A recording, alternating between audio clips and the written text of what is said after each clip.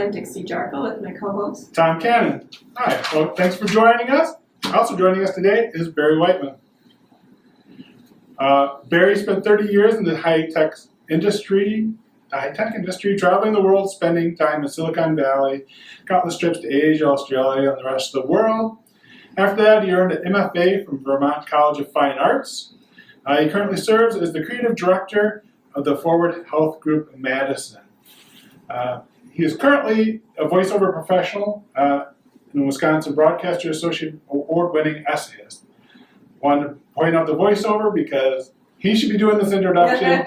He would sound a lot better. But I also want to mention that he's a novelist. He has his book, Pepperland. I've read it. It is awesome. It has won many awards.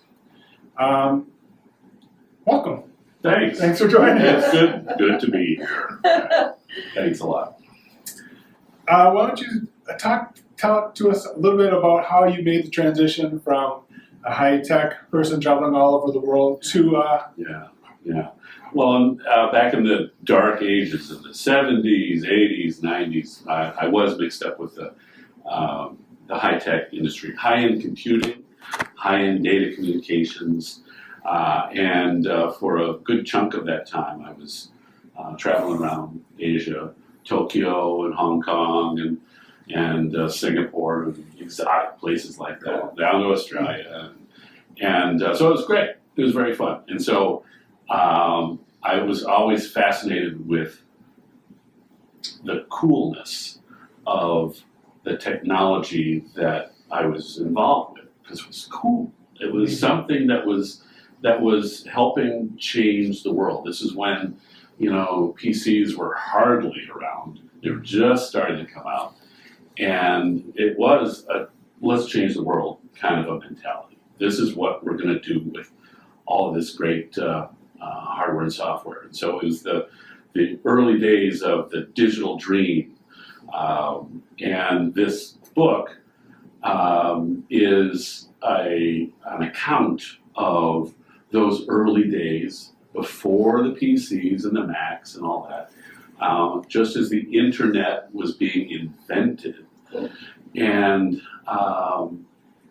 the characters are involved in rock and roll. It's a historical novel. It's set in the 70s in Chicago. It's a costume drama. I mean, think about the costumes that we used to wear back in the day. And so there's the birth of the internet, a little bit of radical politics going on, and it's a love story. Oh, you got it all. So, and so that's where. What made you write it? What prompted you to?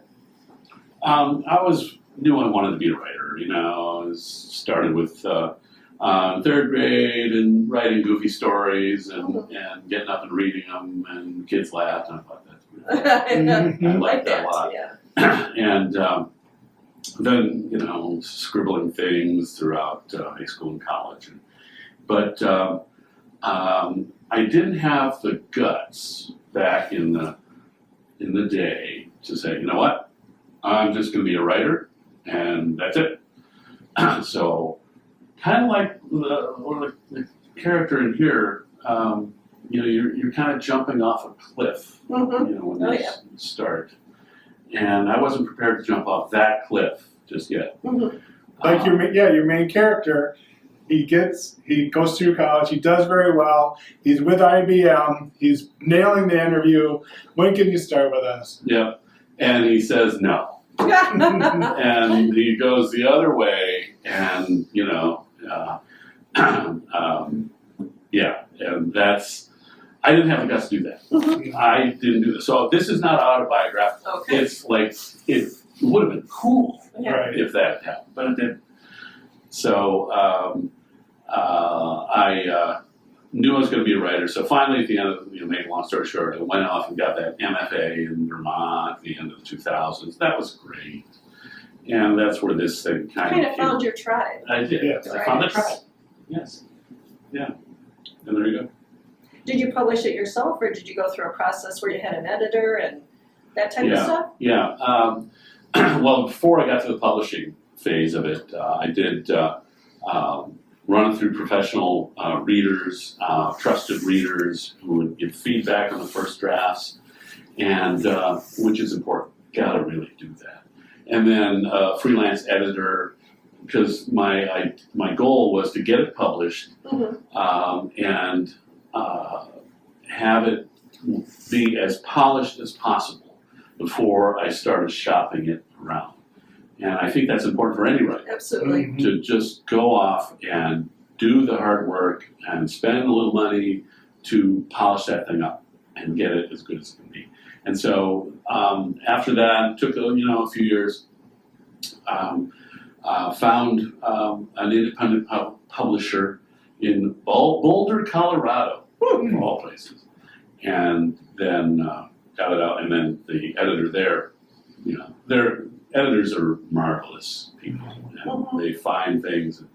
And she said, I think we need to lose that character. And this episode, and I said, but I really like Dick the Bear, the talking bear. She said, I don't think so. And all right, okay, whatever you say. And so, because they do know, and they take an objective look at it. That's right. Gets better. Yeah. And I was perfectly willing to make whatever changes she wanted, she recommended, and and you gotta be that way. You do. You gotta take criticism. It's important. That's right. So let's talk about some of your other interests. Yeah. Well, I spent 5 years as the fiction editor for Hunger Mountain, which is a literary journal out of Vermont. And so you learned a lot. I mean, that's when I was on the other side of the fence, and the avalanche of submissions, short stories, wow. And a pile, a mile high, a slush pile. Nice. And so then you get a really good sense of, everybody works so hard, and I don't want to reject things, but you have to, reject the vast majority of the stuff, and you have to, I would try and be as nice as possible. So, I've never thought about that. That is true. I know stuff that I've sent out and haven't got. Nobody wants. It depends also on what they're looking for. Yeah. But also you can learn very hard in those stories that that get rejected. Yeah. They've still worked very, very hard on it. It's just writing is difficult. And I know that when you get a rejection, if it's a nice rejection, that's a great thing. Yes. A writer will If they think, help you a little. this is great. It's a rejection, but it's, maybe a line or two about, we thought that this was good, but, and you might think about it. And so it's a good thing to try and be nice. Absolutely. And definitely at least think about what if you get a personalized response, definitely think about what they're saying. Yes. Because this is somebody who took the time, read the piece. And I might say, there was too much runway here, there was too much intro, let's go right. You might start here. And things like that. And which leads to any writer, if you're writing for publication, whatever it is, short story or a novel, it's really important to work with trusted readers, not your mom, and get the feedback. And it's your story. You can decide what you're going to do and what you're not going to do. But also work with an editor and get that thing as good as you can. If you're going to be self-published, if you're going to take your book out, you're definitely going to want an editor because they're going to be able to shape it so it's sellable, marketable. Yep. But even if you're planning on submitting it to a typical publisher, you still want that editor. I think so, because you have to get through the slush pile at the agent's office. Yeah, you got to be before the agent. Right, and who's going to have some intern read the first page of your novel and say, So somehow you've got to have every advantage possible. And if you can just polish that thing up and get it great, then you got a better shot. Might be something really great about your story, but if they don't get to that part, they've already Right. moved on to the. Right. It's a a friend of mine said, "This is a terrible business." And she's, she's published with Penguin and all that. She said, "Oh, it can be so awful." So, great. But it's a tough world out there. So now you're president of WWA. Tell us Yes, about ma'am. I've been involved with the association for 7, 8 years, and the last couple of years been on the board and now president. And we're trying to change everything. So what does it do? What is the function of the? The association, which is 70 years old, founded in 1949. Wisconsin Writers Association. Yes, Wisconsin Writers, founded by a professor at WUWM Madison. And the mission has always been, supporting writers in Wisconsin wherever they are, rural, city, whatever. And what we're doing now is revitalizing, I think, the association. And instead of putting on one big event per year in one place, we're doing it. Instead of that, we're going to do little events all over the place. And like Saturday morning at a library, or a couple workshops here and there, and we have some bigger events, but mostly we're trying to go where the writers are. Nice. And we're coming to your town. What made you decide to do that?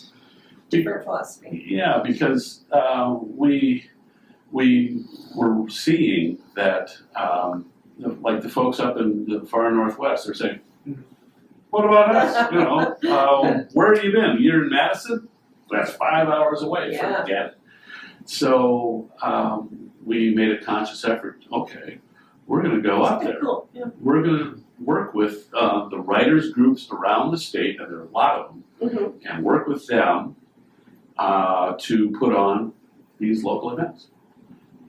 And you've told us about this previously, and at the time I was thinking it's really cool because it's not, this is what we're thinking, we're going to put this on. This is somebody else deciding that they want to have a program how they want it, and you're like, great, how can we support you do that? Exactly. We will we'll work with like the St. Croix Writers Group up in the far northwest.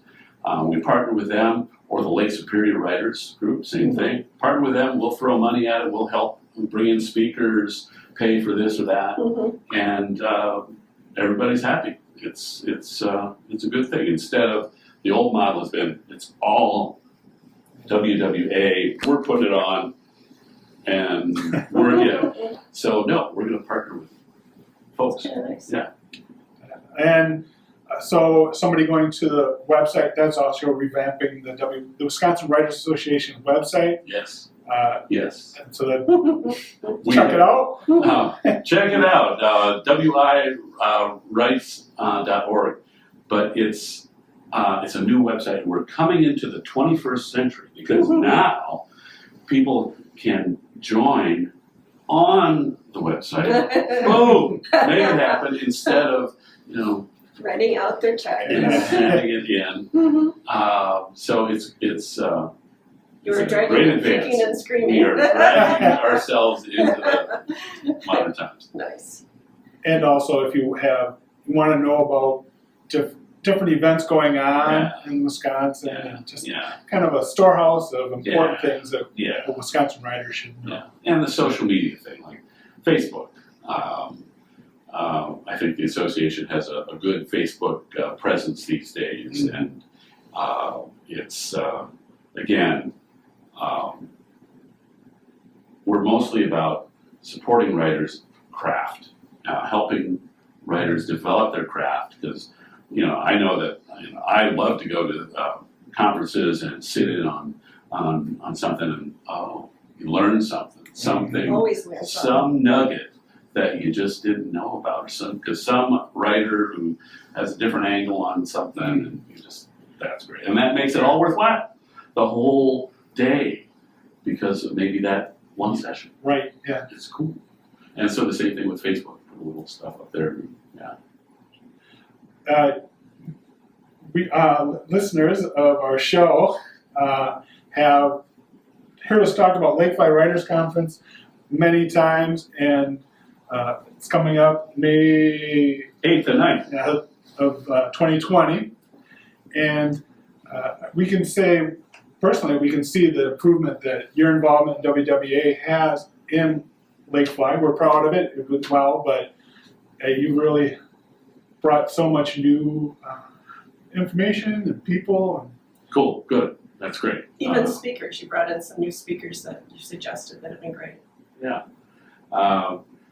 yeah, it's great to be working with Lakefly. I first I spoke at one of the early conferences, 2012, I don't know, and that was great. That was fun, and a few times after that, and so over time, any of us writers, we get a network. We start to know about folks. And that's happened to me, and with the association that has really amplified my network. And another thing I'm doing is I'm the program chair for the UWM at Waukesha Southeast Wisconsin Festival of Books, which is an annual thing every November. We just had it last week, a couple of days. And I'm the program chair, and so that means, okay, I got to put together 60, 70 authors to show up and do some stuff. And it's really fun. The Festival of Books is more of a book lovers thing. Mm-hmm. It's not a how to write good sort of workshop-y thing. So 60, 70 authors come in, they're local, regional, national, and talk about their books and writing and the magic of fiction, and all that stuff. We just had our keynote speaker, one of them was Andre Debus III, who wrote a National Book Award finalist called House of Sand and Fog about 20 years ago, a big thing, movie, Academy Award, nominee, and all that. And he's just a marvelous writer. Yes. Battery is dead. It's asking me to change the battery. Okay. We'll just. We did get 18 minutes in. Yes. So I don't know if that would. We'll just do our goodbyes and. No, it's still flashing, but I'm getting this periodic message that needs to be changed.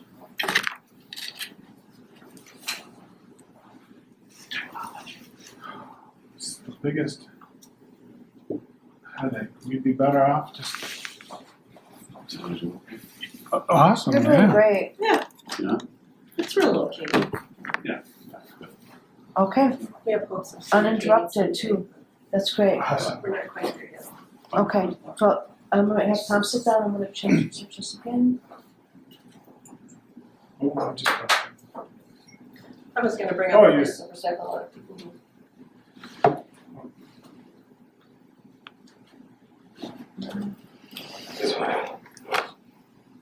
Have you got enough time to do?